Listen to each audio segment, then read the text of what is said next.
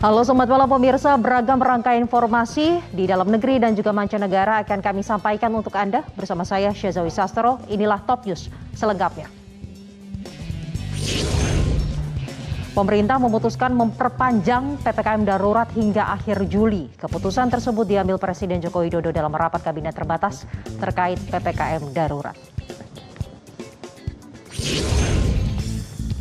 Pemerintah juga memutuskan untuk membatalkan vaksinasi gotong royong individu atau berbayar yang semula akan disalurkan melalui Kimia Farma. Keputusan diambil setelah Presiden Joko Widodo mendapatkan masukan dan respons dari masyarakat.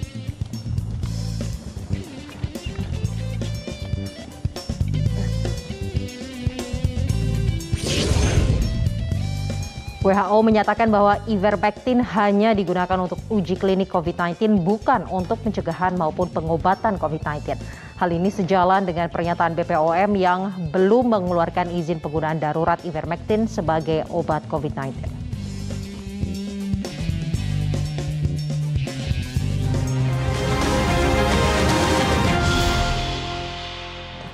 Pemerintah memutuskan memperpanjang PPKM darurat hingga akhir Juli. Keputusan tersebut diambil Presiden Joko Widodo dalam rapat kabinet terbatas terkait PPKM darurat.